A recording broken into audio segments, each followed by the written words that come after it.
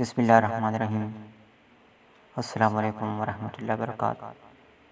ज़मीन मुज़्ज़म, आज आपके साथ बड़ी अहम तरीन ताज़ा तरीन ब्रेकिंग न्यूज़ शेयर कर रहा हूँ।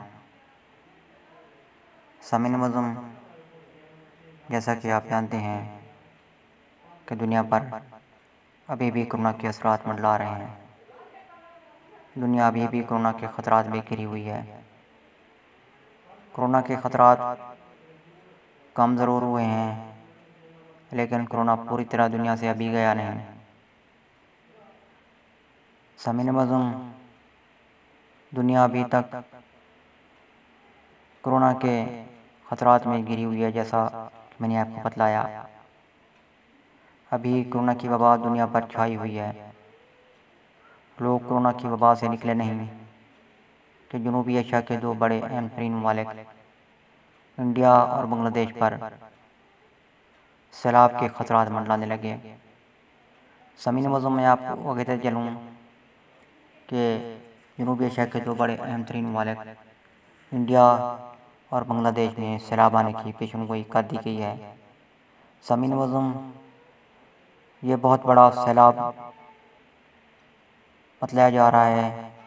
मज़ीद बतलाया जा रहा है कि ये सैलाब जो है ना 20 सालों बाद इतना बड़ा तूफ़ान आ रहा है, जिससे लाखों लोगों की ज़िंदगी को ख़तरा लाक हो गए हैं।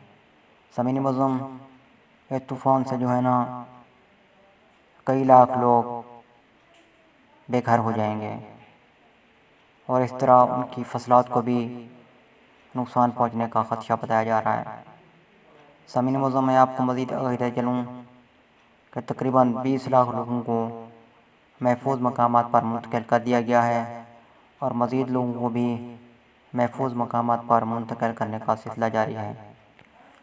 ज़मीन मुज़्ज़म, आएँ अल्लाह रब्बुल इज़्ज़त के हुज़ूर दुआ करें कि वह दुनिया पर छाए तमाम ख़तरात को दूर फरमाए और ख़ुसूसन मुसलमानों की ख़तरात से हिफाजत फरमाए।